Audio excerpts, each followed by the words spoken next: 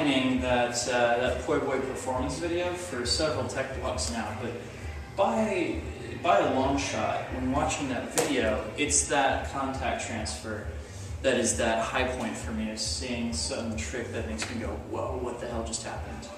And as you can see, it's still a work in progress for me. I don't have it on a one-to-one level yet. One attempt, one success.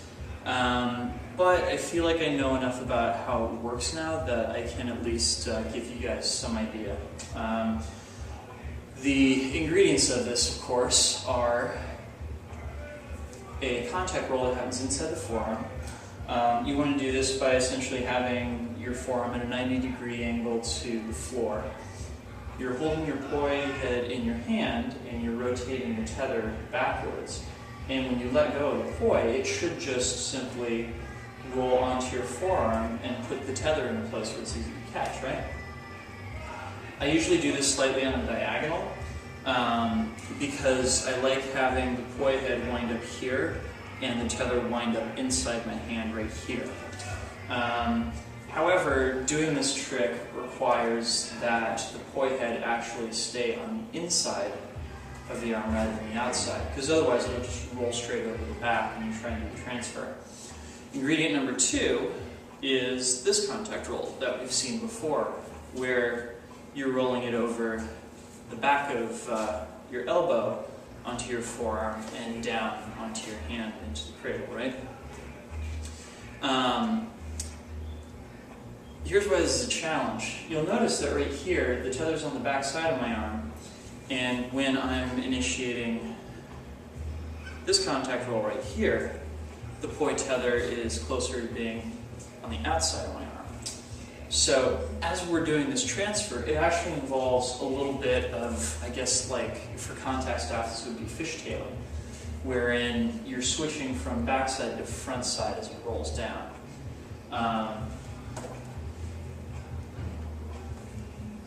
It's not terribly hard to make that happen, but it does take some kind of awareness that it's coming to really put the tether where you want it to go.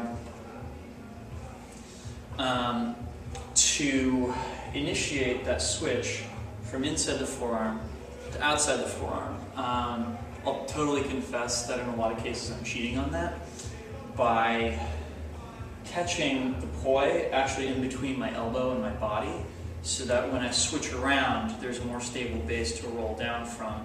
But it also means that I look a little bit like a chicken with some kind of arm spasm.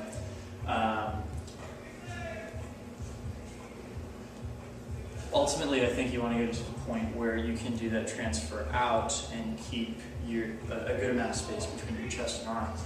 Sometimes I'm getting it that way, and sometimes I just need to use that chest point to cheat for a second to get it back out like that.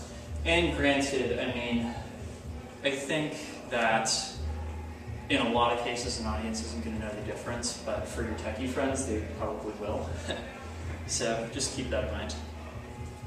And then of course, once you get back down to the cradle over here, if you've done everything right, then you're in the same plane as the tether. And you'll know that because as it comes up, it'll knock against your elbow. And if you feel knocked against your elbow, then game on. You can initiate that same contact roll that we've played with before to get it back down. So once again, we fishtail over, and we catch it, boom, back, and we initiate the catch, yeah? Yeah, so needless to say, this needs a lot more refining, but I hope this is some help out there to folks who are working on the same trick, and hopefully it'll wind up in a performance video in the not too distant future. Also, just to note, Poiboi initiates this actually from a throw, so it's more like that than initiating from the hand, but I'm just frankly not that badass at it yet. So, have fun playing with this. And if any of you out there have any tips or tricks for how to make this transition happen, let me know, because I'd love to hear it. Thanks so much for watching, and peace.